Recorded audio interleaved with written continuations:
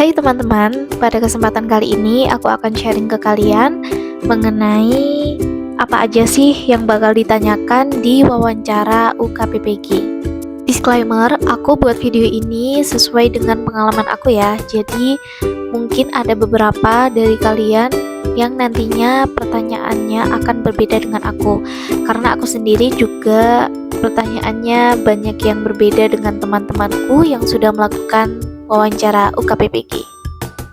Baik teman-teman, setelah pembukaan dimulai, kemudian kita disuruh untuk menunjukkan identitas berupa KTP, kemudian dilanjutkan untuk perkenalan singkat mengenai nama panjang, nama panggilan, LPDK mana, dan lain sebagainya. Nah, setelahnya kalau aku tadi disuruh langsung memaparkan studi kasus yang sudah aku rancang dan aku kumpulkan, yang mana di situ aku tadi jawab mengenai studi kasus itu menggunakan metode STAR, yaitu ada gimana sih situasinya pada saat itu atau ada permasalahan apa gitu. Kemudian tanggung jawabku itu di situ sebagai apa atau tugasnya sebagai apa. Terus yang aku lakukan atau aku tawarkan untuk memecahkan suatu permasalahan itu seperti apa.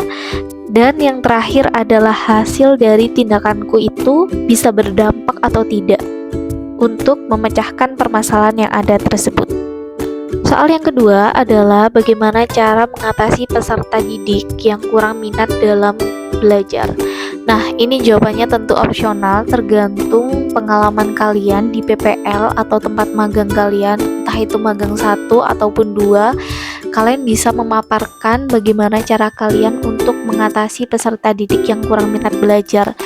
Nah, kalau aku, pengalamanku dari PPL yaitu aku menggunakan ice breaking untuk membuat mereka bersemangat dan minat dalam mengikuti proses belajar mengajar.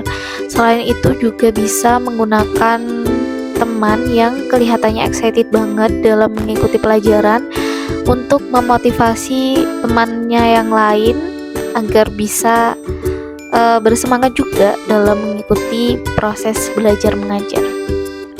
Pertanyaan yang ketiga adalah bagaimana cara mengetahui capaian pembelajaran dalam suatu materi itu bisa dikatakan tercapai.